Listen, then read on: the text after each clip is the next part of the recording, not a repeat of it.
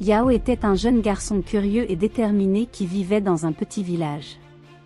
Son oncle Kweku était un menuisier bien connu dans la communauté, fabricant de tout, des chaises robustes aux portes aux formes complexes. Yao regardait souvent son oncle travailler dans son atelier de menuiserie, fasciné par la façon dont les morceaux de bois brut se transformaient en de belles créations fonctionnelles.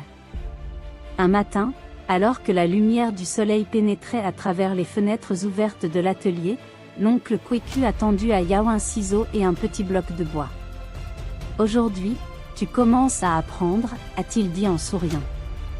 Excité et nerveux, Yao s'est lancé dans le monde de la menuiserie. La première tâche de Yao a été de poncer un morceau de bois jusqu'à ce qu'il soit lisse. Au début, il s'est précipité, désireux d'impressionner son oncle, mais la surface est restée inégale. L'oncle Kweku l'a arrêté et lui a dit « Un bon travail exige de la patience. Chaque coup doit être délibéré. » Yao a réessayé, en se concentrant cette fois sur chaque mouvement. Lentement, le bois a commencé à devenir lisse sous ses mains, et il n'a pas pu s'empêcher de sourire. Au fil des semaines, Yao a appris à mesurer, à couper et à sculpter. Il s'émerveillait de l'importance de suivre le grain du bois, de la façon dont chaque ligne et chaque nœud racontait une histoire. Son oncle disait souvent, « Le bois parle si vous l'écoutez. Respectez-le et il vous respectera. » Un jour, l'oncle Kweku a confié à Yao son premier vrai projet, fabriquer un petit tabouret. Yao était ravi, mais s'est vite rendu compte que ce n'était pas aussi facile qu'il le semblait. Ses mesures étaient légèrement erronées et l'un des pieds vacillait. Frustré, il voulait abandonner, mais son oncle lui a rappelé, « Les erreurs ne sont que des leçons déguisées.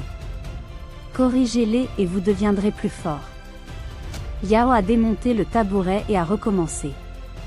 Cette fois, il a travaillé lentement, en vérifiant soigneusement chaque étape. Lorsqu'il a finalement terminé, le tabouret était solide et équilibré. Le sentiment d'accomplissement ressenti par Yao était écrasant. Au fur et à mesure que ses compétences s'amélioraient, Yao a commencé à aider son oncle sur des projets plus importants. Ensemble, ils ont construit des tables, des portes et même un magnifique banc pour la place du village. Un jour, l'oncle Kweku a annoncé que Yao dirigerait le prochain projet, construire une étagère pour l'école du village. Yao a travaillé sans relâche, concevant des étagères pouvant contenir des livres de toute taille. Lorsque l'étagère a finalement été livrée à l'école, les enfants ont applaudi et acclamé. Voyant leur enthousiasme, Yao a ressenti un incroyable sentiment de fierté.